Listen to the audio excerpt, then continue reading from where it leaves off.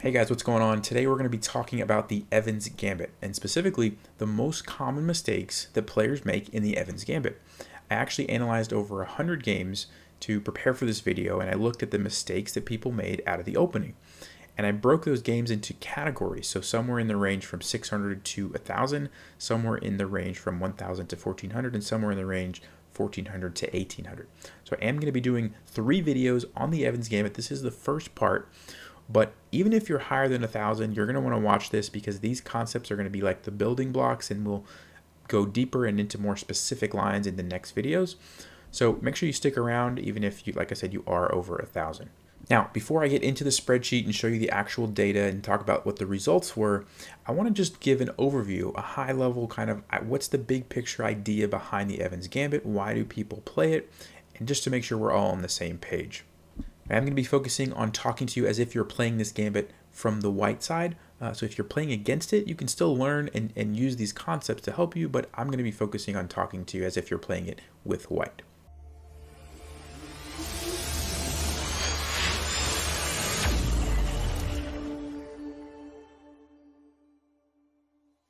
All right, so the Evans Gambit is e4, e5, knight f3, knight c6, bishop c4, and now if black plays bishop c5, you have the option to play the Evans Gambit with b4. Now the most common move actually is bishop c5, but knight f6 is also an option, and then you could go into the two knights defense or the fried liver attack after knight g5, depending on what black does.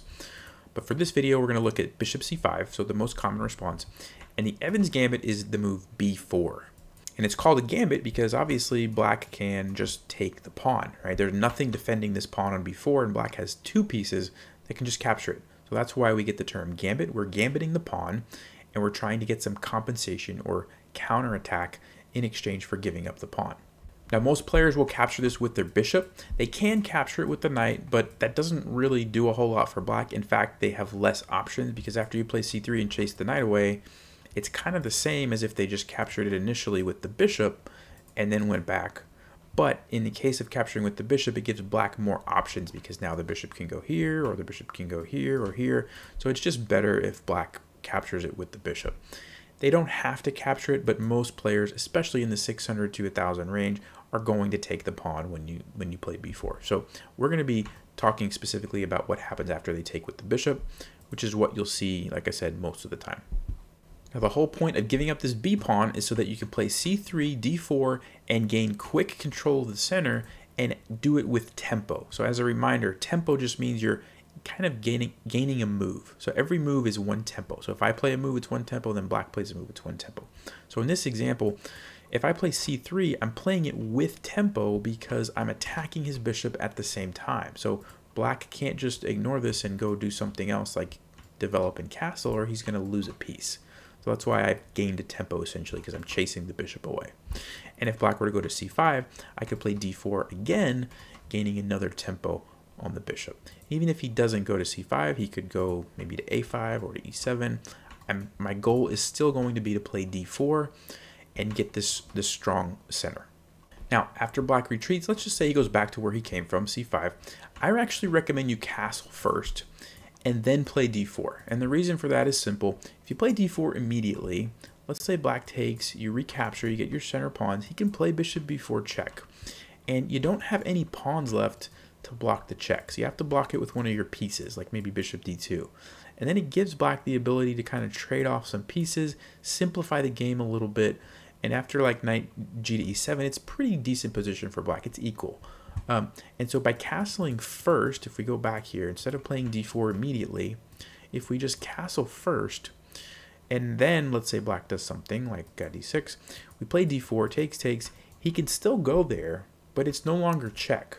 And it actually is bad for black because his bishop becomes a target. So by castling first, instead of playing d4 immediately, you give yourself more options, and it's a little bit trickier and harder for black to play against. So if you are going to play the Evans Gambit, I definitely recommend that you go with the castling first. So you play c3, then castle, and then the d4 move will come after that to gain control of the center. Now, one thing I want to point out, a lot of players when they're learning openings, they try to memorize moves. You do not want to do that. So if you're thinking about playing the Evans Gambit and you go c3, don't try to start memorizing, okay, he might go here, and then I have to know what to do, and he might go here, and then I have to know what to do, and he might go here, and he might go here, and don't try to memorize. Try to think about the idea. Okay, the idea is you want to play c3 and d4 and get the center. The idea is you want to castle first so your king is out of the line of fire for checks, and then play d4, right? So after he goes here, what's my goal? Well, I'd like to play d4. I want to get my king safe first. That's why I'm going to castle and then play d4 next. Don't memorize the moves, understand the concepts, and you're going to go so much further with that. So a very quick summary, we give up the b4 pawn to get quick control of the center and gain some tempo on black's bishop while we do it. All right, so now you've got the overview of the Evans Gambit. Let's jump into my spreadsheet and look at the top mistakes that players were actually making. All right, so I've pulled up my spreadsheet, and you can see I've got the green here is 600 to 1,000 rating. Here we have the yellow 1,000 to 1,400, and then 1,400 to 1,800, which I'll do in follow-up videos. Right now we're focusing on the green, which is the 600 to 1,000 range.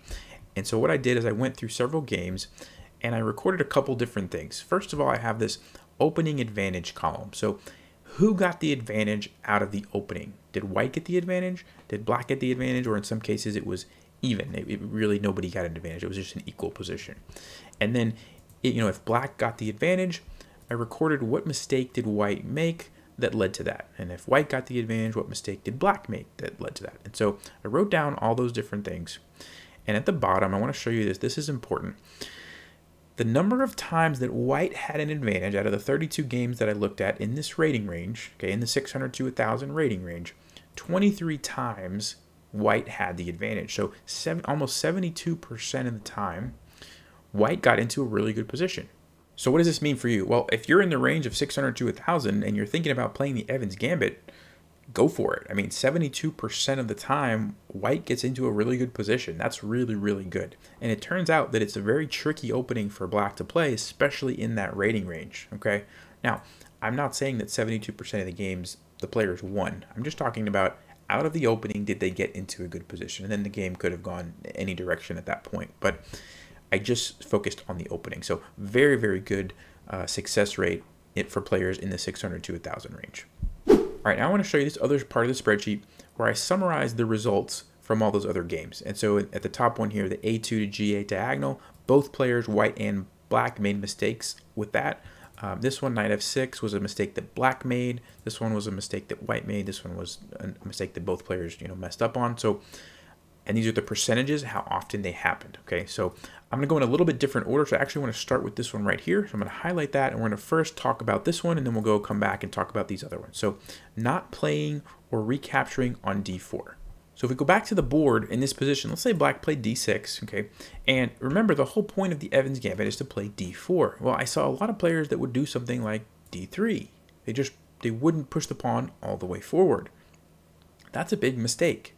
Remember, the whole point that you're giving away a free pawn is so that you can play c3 and d4 and get a big, strong center. If you're going to play d3, then don't play the Evans Gambit. Just play some normal chess and play c3 and d3. Don't sacrifice this pawn. It just doesn't make sense. So don't do that. Make sure you play d4. And the other thing related to that is if you play d4 and they recapture, don't take it with your knight. I saw some players do this. They captured with their knight, and then again, this is not the point of the Evans Gambit. The point is to create a strong center. By moving your knight here, you have an isolated pawn here that's not really doing anything. You're not even attacking the bishop anymore. This square is not defended because you don't have your pawn there, so black's knight can hop there. It just doesn't make sense to do this. So if you're going to play d4 and they capture, make sure you recapture with the pawn. Your goal is to get this strong center. If you don't accomplish that, you're not playing the Evans Gambit correctly. So just keep that in mind. All right, now we're going to talk about this one, the A2 to G8 Diagonal, and this is the most common mistake. 25% of the games had this happen. Let's see what was going on here. Okay, so when I say the A2 to G8 Diagonal, I'm talking about this diagonal right here. Okay, so these are the squares A2 and G8, and if you connect them, you get this diagonal. You can see that when you play bishop c4, you put the bishop on that diagonal immediately. So there's a threat on that weak f7 pawn right from the start of the game. Now, the mistakes that I saw revolved around this diagonal. Now, as a reminder, when I'm going through these mistakes, don't try to remember every single move. Try to remember the concepts and the ideas. So here's how this mistake generally happened. So we played b4. Let's say black captures. We play c3. He goes back to c5. And remember, instead of playing d4 immediately, I like to castle first. And then let's just say black plays a very natural looking move like d6. Okay, he's just moving his pawn up to let his bishop out. We follow up with d4. He captures, and we recapture, gaining the strong pawn center, right? Now, if black plays bishop to b4, it is a very big mistake. He has to move his bishop somewhere. He should go back to b6. That's the correct move, but a lot of players would play bishop to b4. And this is basically losing the game right away. And the reason has to do with this diagonal. So again, this is the idea that you want to take away from this video. Remember to look for tricks along this diagonal, okay? And the way that white can take advantage of this is simply by playing queen to b3. And the idea is simple. You're attacking on f7, which is probably a threat that black is going to want to defend against, right? Otherwise, he's going to lose a pawn. His king's going to be put in check. He won't have castling rights, and his king's going to be in some danger, right? So most players are going to try to defend that, maybe like queen e7. But you're also attacking this bishop. And if the knight that's defending it was no longer there, you could just take the bishop, right?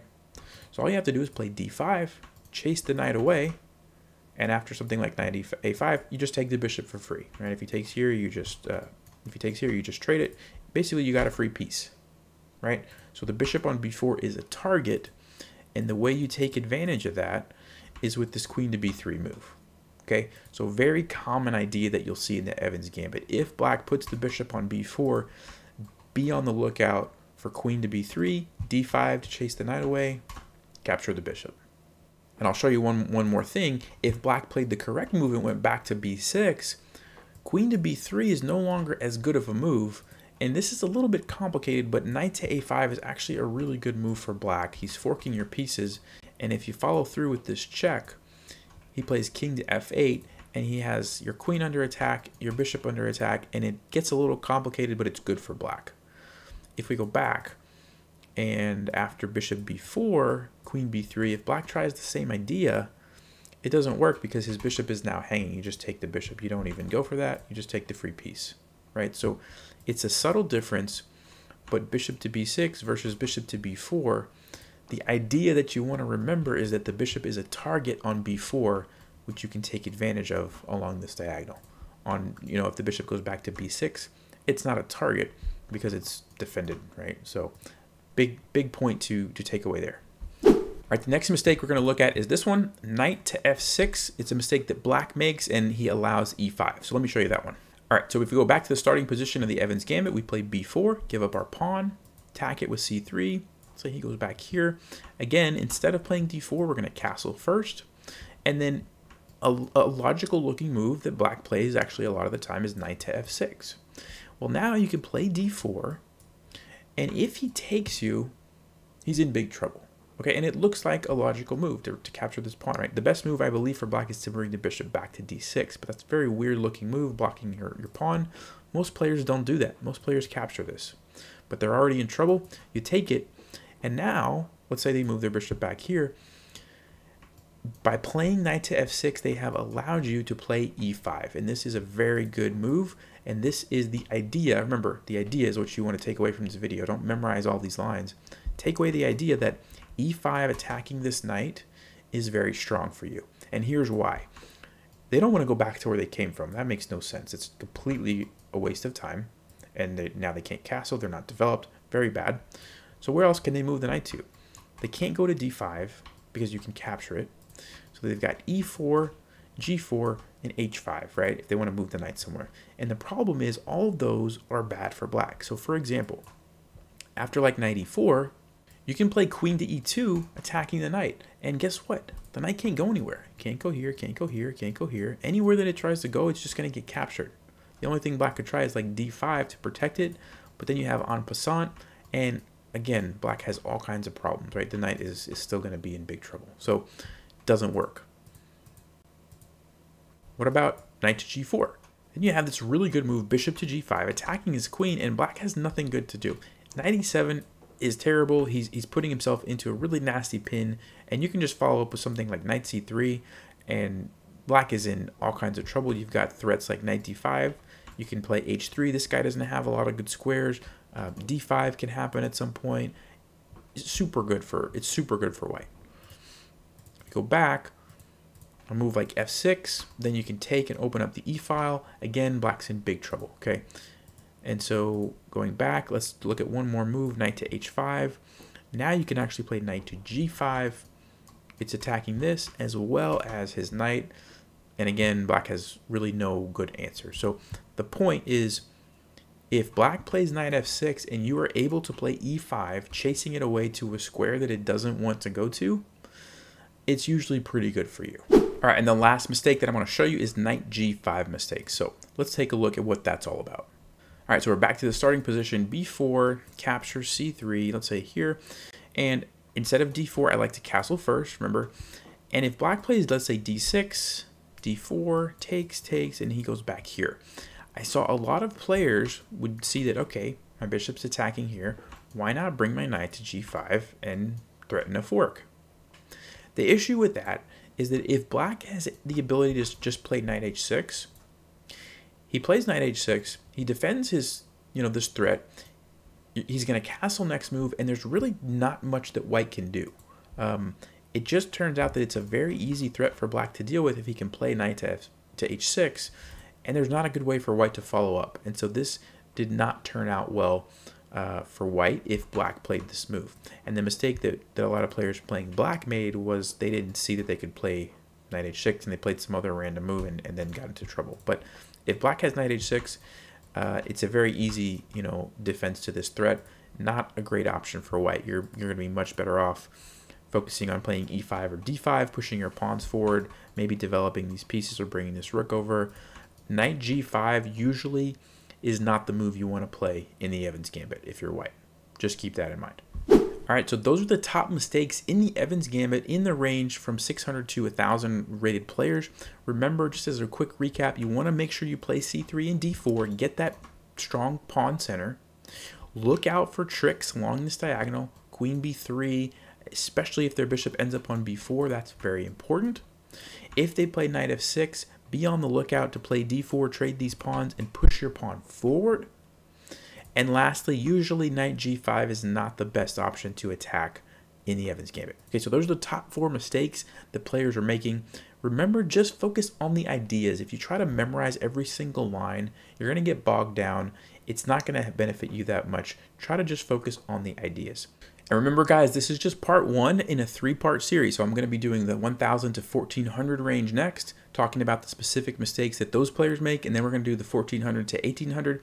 And I'm going to try to make each video kind of build off the previous one. So this is the first sort of the foundation for the Evans Gambit, the main ideas, and then we're going to go into some more details and some more specific little things to be on the lookout for in the upcoming videos. So let me know if you guys like this kind of video. Also, I want to start thinking now about what opening to do next if this is popular. So if you have an opinion on an opening that you play or you would like to start playing and you want to see a video similar to this on it, put it in the comments below so I can start making a list and start thinking about what opening to potentially do next.